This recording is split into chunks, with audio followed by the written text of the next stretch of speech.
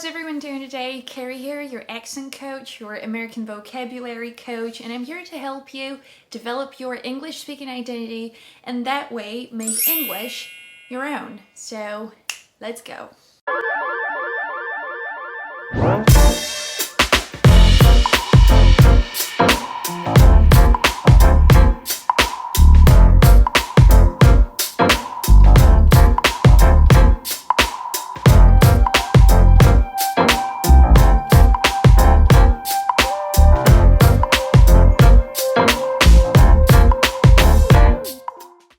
Tiny bit of background here, yeah? My very first long-term visit to the States was way back when I was 15 years old, and it was challenging for many reasons.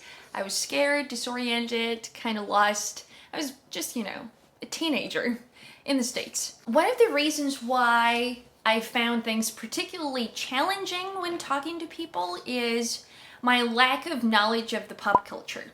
Right, so I was missing out on a lot of things, a lot of jokes, because this pop culture is flavored with thousands and thousands of references from all kinds of songs and movies and whatnot. And if you're not familiar with those, well, you're not quite able to follow, right? So you feel me? Quality conversing is not just about the words, the sounds. It's not composed of phonetics and grammar alone. Important as that is, the soul lays in the culture.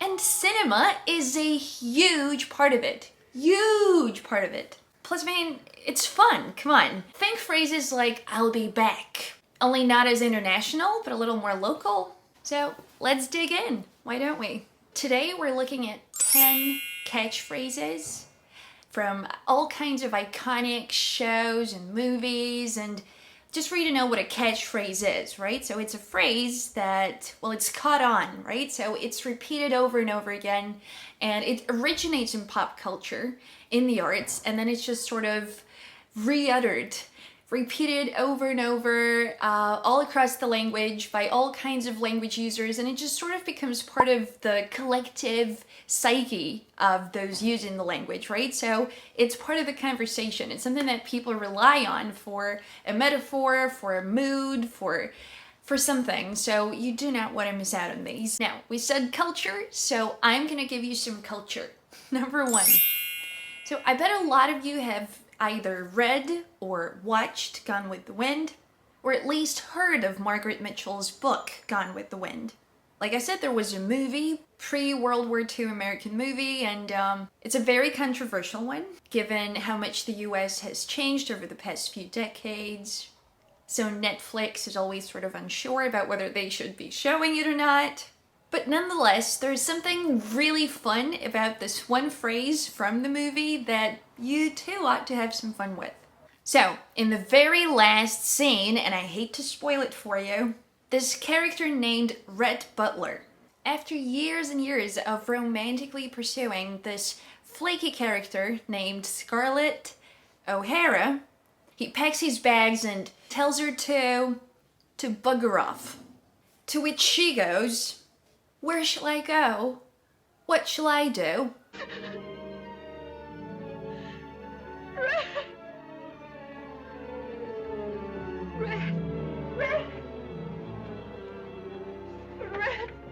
You go. Where shall I go? What shall I do? And the iconic response was, "Frankly, my dear, I don't give a damn." Frankly, my dear, I don't give a damn.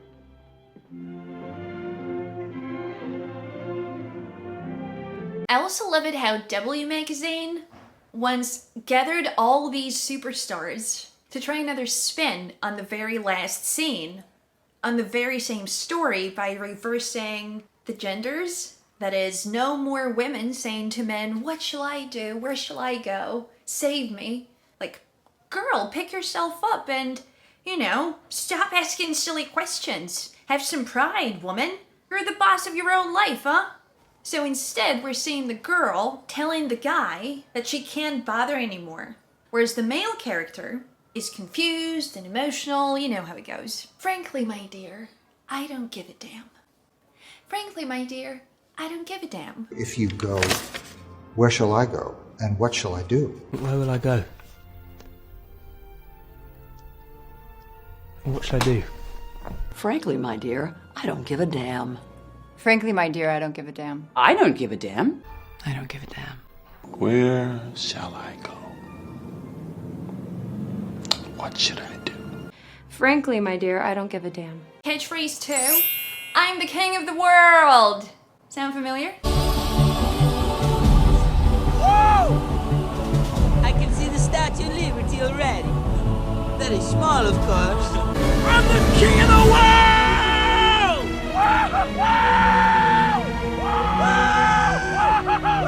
Yes, it's from the wonderfully exhilarating Titanic scene. Don't know about you, I could watch this one over and over again. Cameron most definitely made sure there was a line of dialogue in the film which would sort of stick in the public's mind for years and years on end. For all eternity, if you will.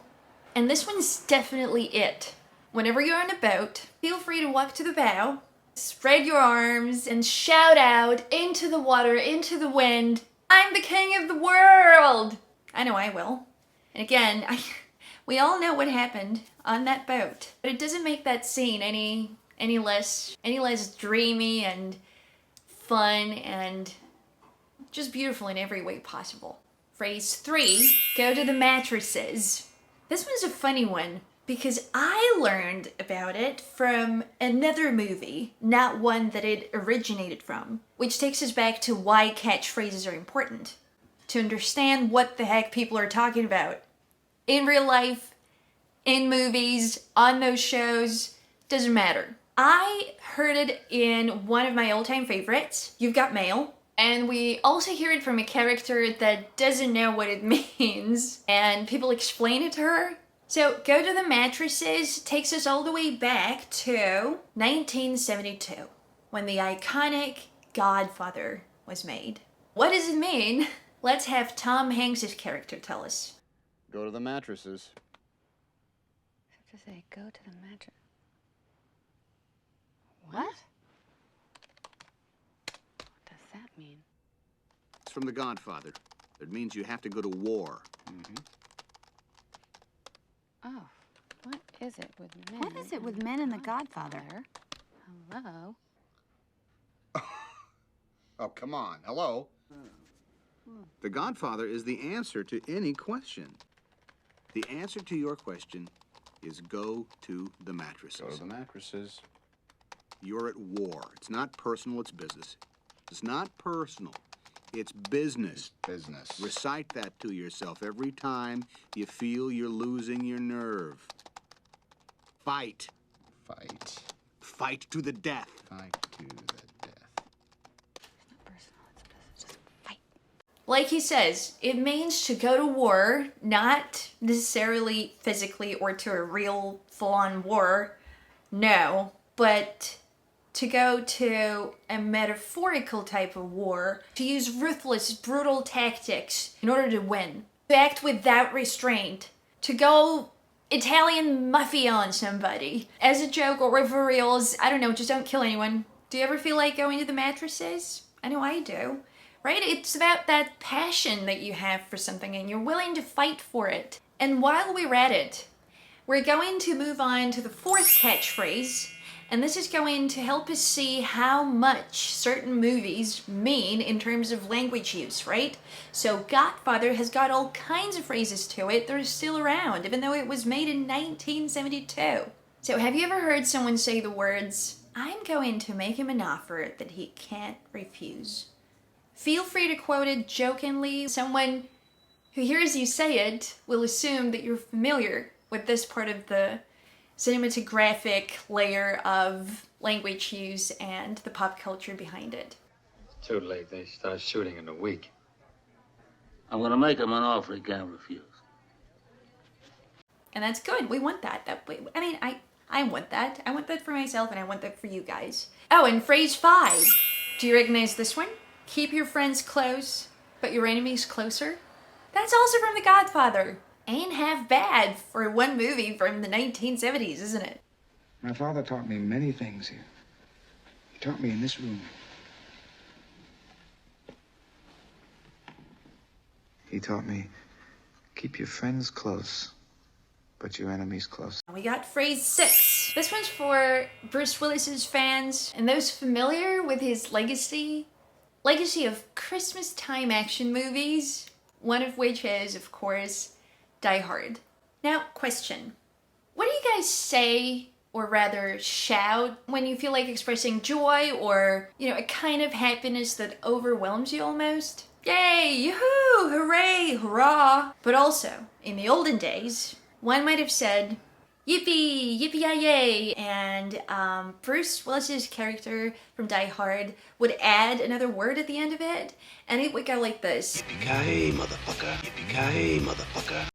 Yippee-ki-yay, motherfucker. And then he would like blast things and something would explode and the bad guys would just get destroyed like this. So yippee-ki-yay, motherfucker is like this classic sort of association with certain characters expressing certain kind of joy under certain circumstances. We're talking about the TV shows we used to watch, and we both talked about Roy Rogers, and we remembered he used to say, yippee-ki-yay, kids. Yippee-ki-yo-ki-yay. So that's how that got in the movie. Well, it became classic. Do you really think you have a chance against us, Mr. Cowboy?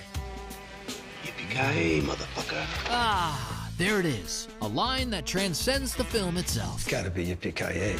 Yippee-ki-yay. MFR. I don't want to say it. Well, it does contain a swear word. Yippee-yay, motherfucker. So, what's your favorite Christmas movie? That's easy.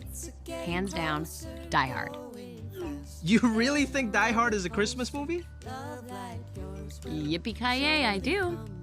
Any Wizard of Oz fans here? So the main character, a young girl named Dorothy, played in its adaptation by the marvelous Judy Garland back in 1939, for God's sake. So she says the words, Toto, I have a feeling we're not in Kansas anymore. Toto, I have a feeling we're not in Kansas anymore.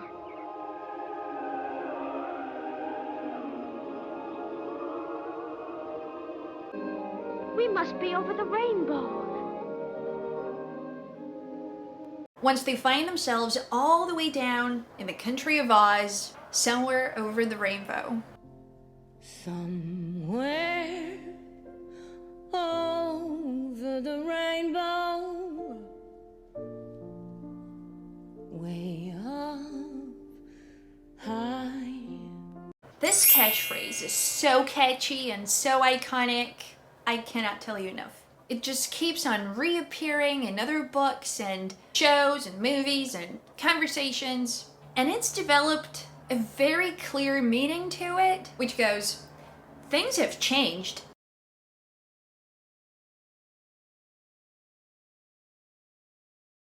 It has often been reduced to a more sort of compact, we're not in Kansas anymore. I don't think we're in Kansas anymore. So here's a couple examples. You're not in Kansas anymore.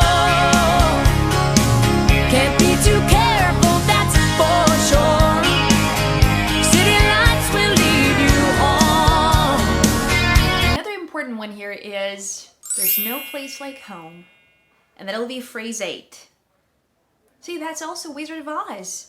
And that's Judy Garland's character. And a lot of us picture those very scenes and hear those very voices when hearing the phrases being used over and over again by other people in other contexts. We were on the road a while, and coming back to New York, I was a half a day on a plane, a train, a bus, a cab, a rickshaw. Shy comes home. He doesn't need a plane. He doesn't need a train. He just puts on his Judy Garland shoes, clicks his heels together 3 times, and says, there's no place like Harlem. There's no place like Harlem. Now, phrase 9. My personal favorite, nobody puts baby in a corner.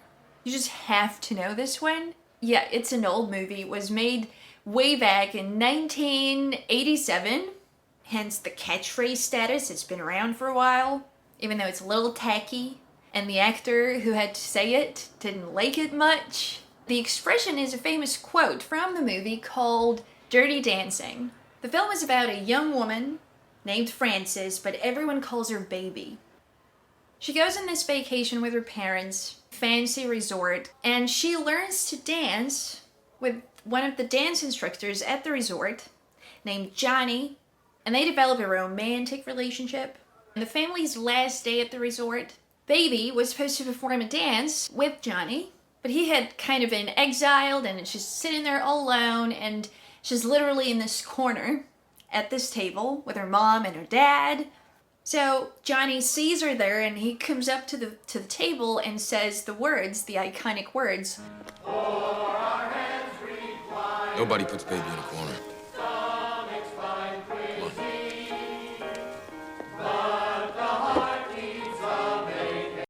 Nobody puts Baby in a corner.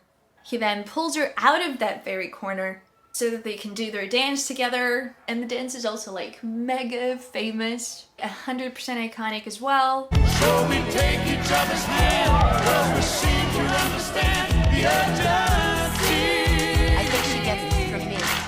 People usually quote the line when they want to reference the movie itself, or as a joke when there's an actual baby in a corner, or when we talk about women and how they don't want to be put in any corner. And I mean, there's lots of potential for all kinds of jokes about all kinds of people, no matter their age or gender. So yeah, it could be used in a more general sense to mean that no one should force another person to not participate in something they want to participate in, not do something they want to do. Now, phrase 10 is, "You had me at hello," from Jerry Maguire, the movie, with Tom Cruise and Renee Zellweger.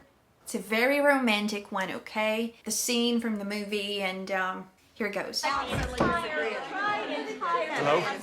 Hello? I'm looking for my wife. Wait. Okay. I'm not letting you get rid of me. How about that? We live in a cynical world. A cynical world. I love you. You complete me. And I've just had... Shut up. Just shut up. You had me at hello. You had me at hello.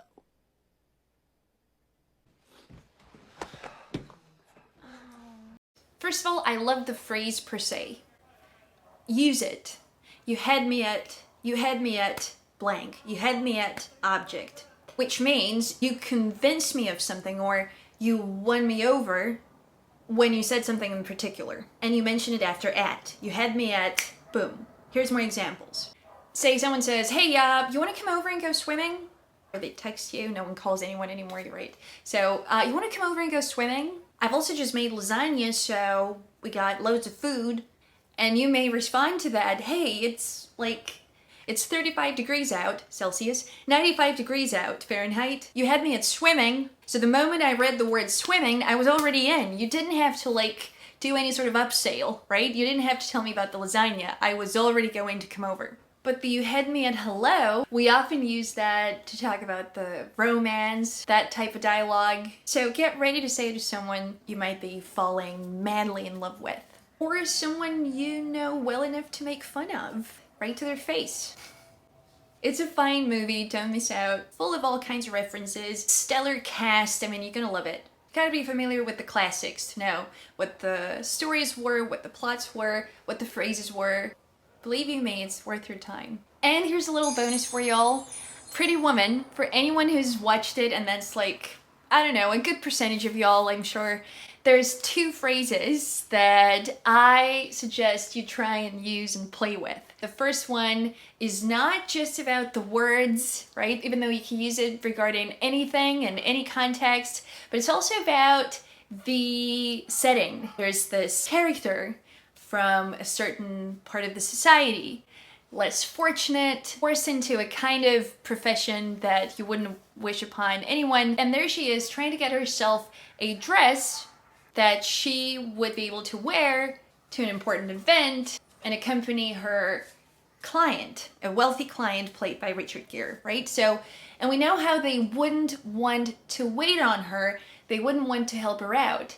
So she ended up going to another place and getting huge numbers of items of clothing, and therefore benefiting the people working at the store because they, of course, work on commission and they got all kinds of profit, the store and the people working at the store. Do you remember these words? No, thank you. Hi. Hello. Do you remember me? No, I'm sorry. I was in here yesterday. You wouldn't wait on me? Oh. You work on commission, right? Yes. Big mistake. Big. Huge. I have to go shopping now. Honestly, whenever you say that, anyone who's seen the movie in English will instantly think of that scene, and that adds flavor to your conversation, right? It just makes it so sassy. So feel free to play with that. And the second one is this one. Maybe you guys could, like, you know, get a house together and, like, buy some diamonds and a horse. I don't know. Anyway, it could work. It happens. When does it happen, Kit? You give me one example of somebody that we know that it happened Name for. someone? Yeah, you want me one to person that name it worked someone? out You want me for. to, like, give you a name or Yeah, something? I'd like a name. Oh, God, the pressure of a name. Cinderfucking-rella. You see how she uses the word fucking right in between the first portion of the name and the last portion of it? That is the coolest thing ever. I also use it in absolutely, which you may have heard on here. Have you ever been in love? Abso-fucking-lutely. So that use of one ing swear word in between two bits of the original, it's indicative of how free you feel when using the lingua. Cindy-fucking-rella. Abso-fucking-lutely. So that's all for today, folks. Thank you for watching. Stay playful. I'll see you next week. Don't forget to let us know in the comments which of the catchphrases you found to be most interesting, most surprising, most cool, most sweet. Do not forget to subscribe. Click on the bell thingy to the right of the word subscribe so that you get all of the notifications whenever a new video's been published. So, you guys, have a good one. It's been an absolute joy. Bye-bye now.